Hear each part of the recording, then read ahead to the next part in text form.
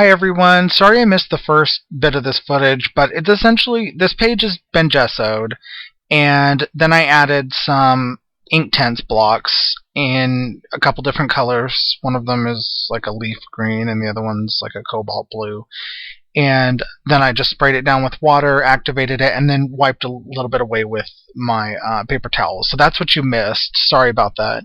I am essentially doing the same thing here. I'm just adding more color on, wetting it down using a brush to just kind of smear it around, blend it out a little bit. I'm doing each color individually. And again, just dabbing with a paper towel and then drying it. This whole first about 3 minutes of this video is kind of pointless. I end up covering it all up. So there you go. It was ugly. You'll see.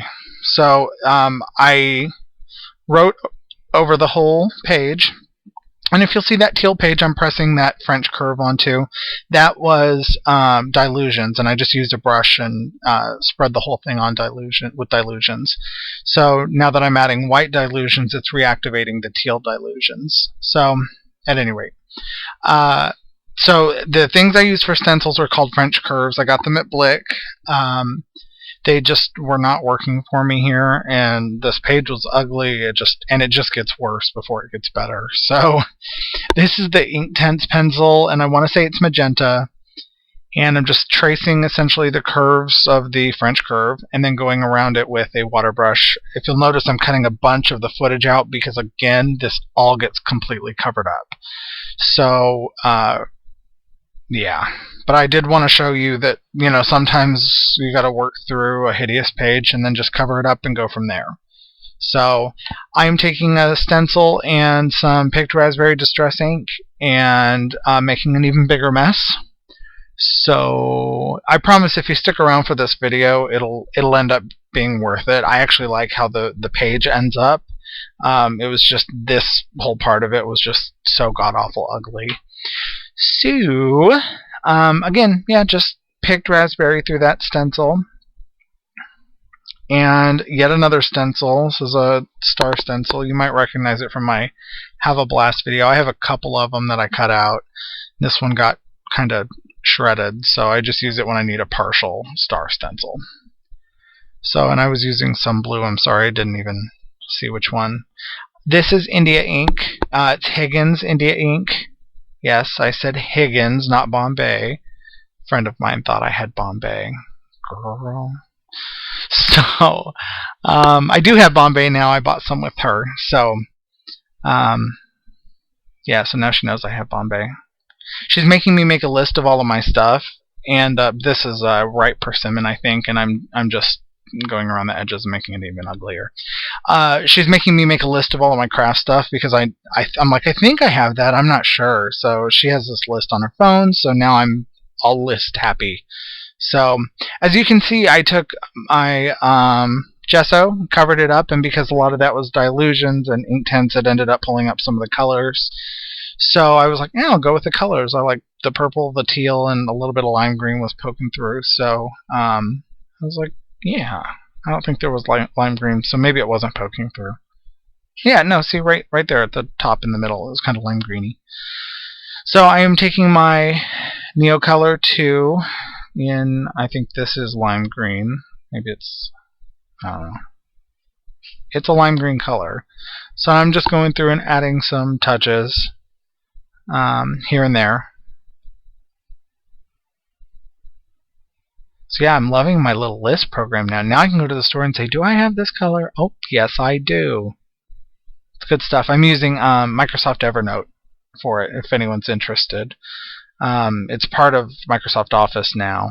So I'm using a couple of different widths of masking tape. I think it's 1/8 of an inch, 1/4 of an inch, and 1/2 inch.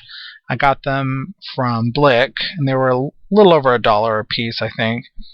So I'm just going through and making a stripe design. And right now I'm using the back end of an X-Acto knife just to burnish down that tape to make sure none of the paint seeps through. This is a little bit of gesso, and I'm just going to scrape it on with a credit card. I don't use credit card. Well, I do use credit cards, old credit cards that I don't use anymore. But this is a gift card. a Starbucks gift card. I'm a coffee junkie. I love coffee. So there's that. But my blood pressure is high, so I need to lay off the coffee. So I'm going to pretend like I don't like coffee, so we'll see how that goes. If I get really cranky in my videos, it's because I don't have coffee.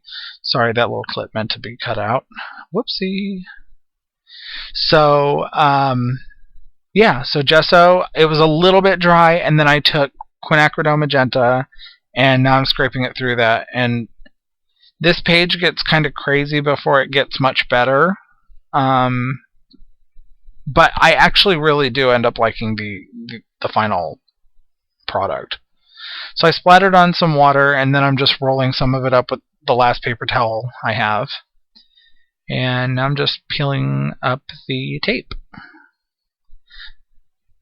So normally when I edit videos, I'll have maybe 3 or 4 major clips of videos that I actually recorded. So they're maybe 20-30 minutes long a piece. I'm using pumice stone to darken up the colors, pumice stone distress ink, and then I'll have to chop them up and cut out the drying footage and everything. So I'll maybe have 15 clips in my video editing software by the time I'm done. I'm sitting here looking right now, and it's probably about 30. There was so much footage I had to cut, and it was so long. After I sped everything up before I cut anything, it was still an hour long. So I was like, yeah, I have to cut some stuff out. So I used that tape, and I went in at a diagonal. I wanted the paper to look like it was part of that diagonal stripe, so the text would still be horizontal, if that makes sense. So I put the tape on the paper and then cut it off, and then I'd know that my paper was also the right width.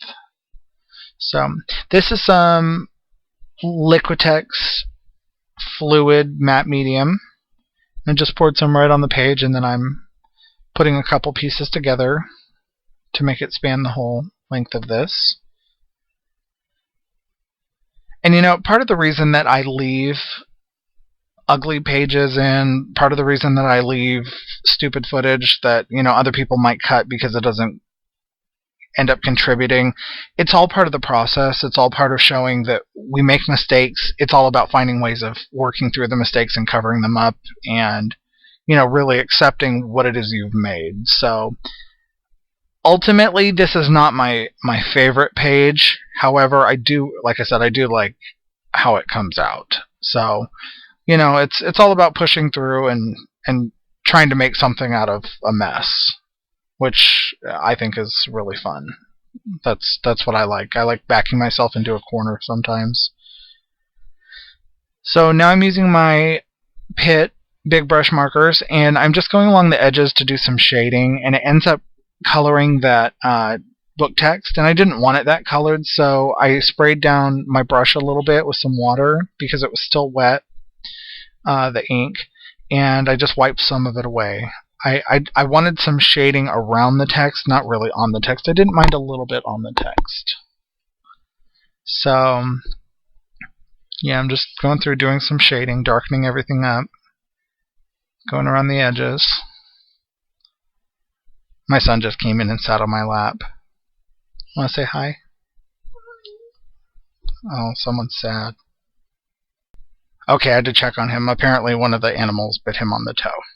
He's okay though, right?